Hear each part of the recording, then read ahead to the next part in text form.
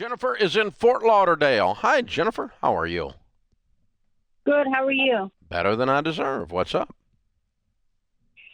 So I own a home here in Fort Lauderdale, and I owe about $292,000 on it. The realtors keep saying I can sell it for about $680.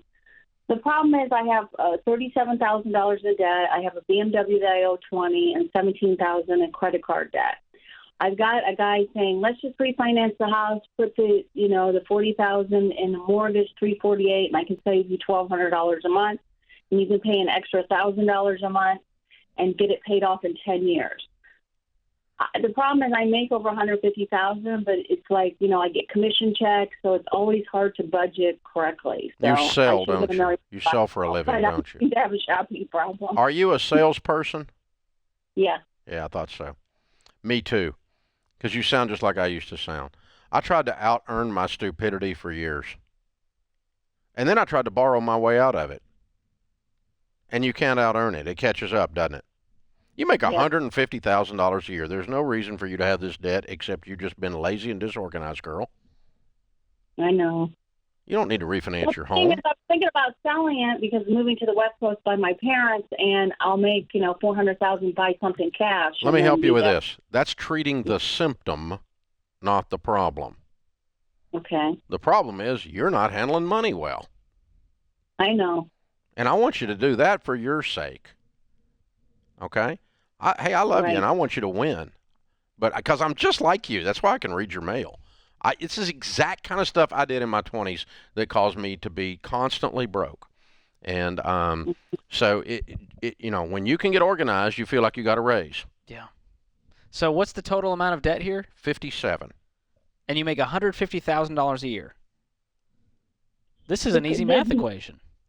Well, no, I have the $292,000 on the house, and then I have $37,000 for the car and the credit card debt. And $20,000 on the credit card. That's $57,000 plus your house, right?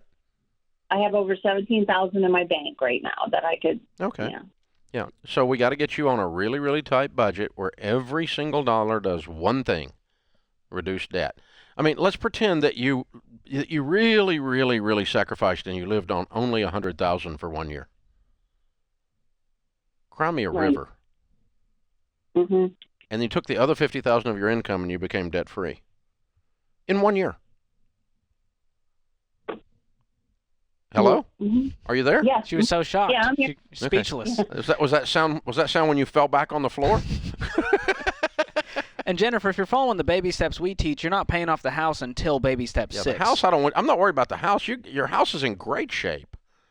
You got a ton of equity in a great real estate market. Now, if you want to sell, super duper, sell. But don't sell because you have a Beamer debt.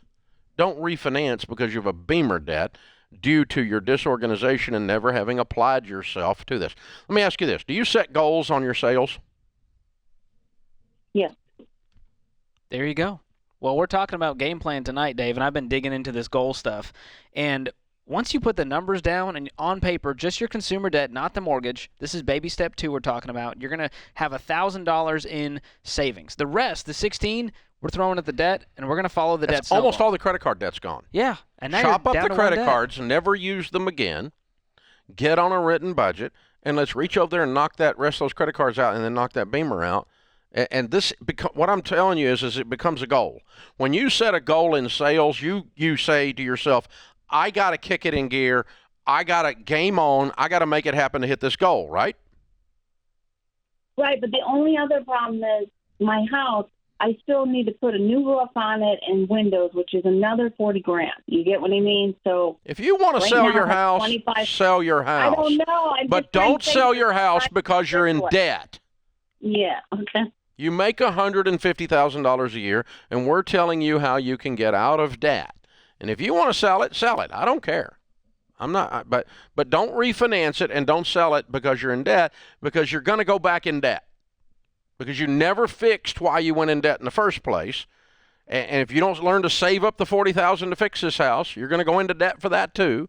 And you have to stop this. You have to get the debt off the table and say, I'm sick and tired of constantly paying the freaking bank. I make too much money to be this broke. You have $17,000 to your name and you make 150 grand. Get disgusted, girl. Get mad. Not at yourself in a bad way, but get mad enough to change and say, that's it. I've had it. The worm has turned. I'm sick and tired of being sick and tired. Whatever it is, you have to yell up into the clouds and say, God, help me. I need your help. This is killing me. Yeah.